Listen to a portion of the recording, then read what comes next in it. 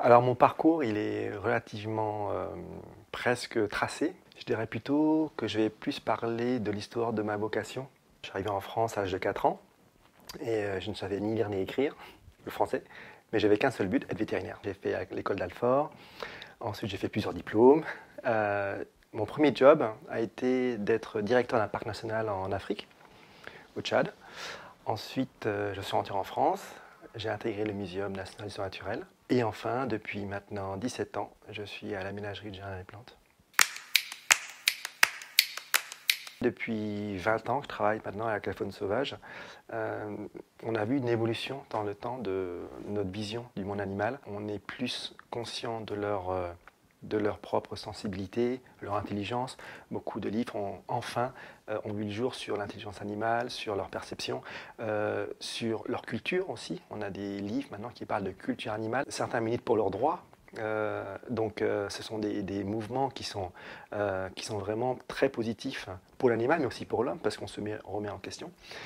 Mais dans tout ça, j'ai remarqué qu'il y avait quelque chose qui manquait, quelque chose qui n'a jamais été vraiment dit, c'est sur leur sagesse. Qu'est-ce que la sagesse, si ce n'est de vivre en harmonie avec l'environnement? Je parle de sujet d'un point de vue vétérinaire, philosophique, comportemental, biologique. Donc cet aspect multidimensionnel de cette notion de sagesse, je l'ai vu nulle part.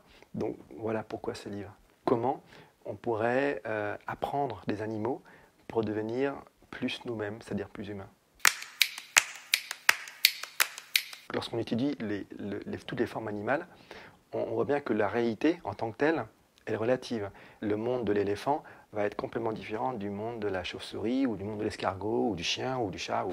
Donc rien que ça, l'animal nous montre que la réalité n'est absolument pas dogmatique, encore moins objective. Elle est tout à fait relative. L'application directe, c'est que vous, dans votre vie de tous les jours, ce que vous voyez autour de vous, vous aurez tendance à penser que c'est une vision objective, mais elle est absolument pas objective, elle est relative. Concrètement, ce que ça veut dire, c'est que lorsque un jour, ou plus tard, dans 3 heures, vous allez parler avec quelqu'un, si vous êtes en désaccord, vous verrez que en fait, vous êtes en désaccord, peut-être pas sur le sujet, mais sur la perception du sujet.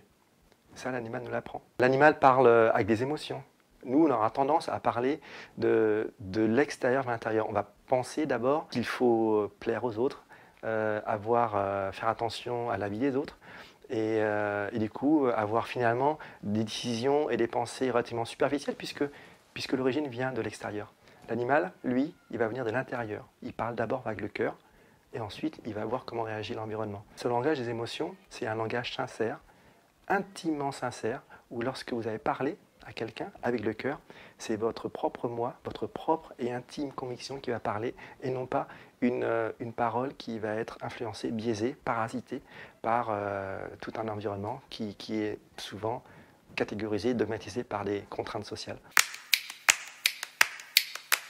Je pourrais en fait vous raconter des multiples anecdotes sur ce qui m'est arrivé ou ce que je vois arriver avec des propriétaires de chiens ou de chats ou d'autres animaux qui font le terreau de ce livre.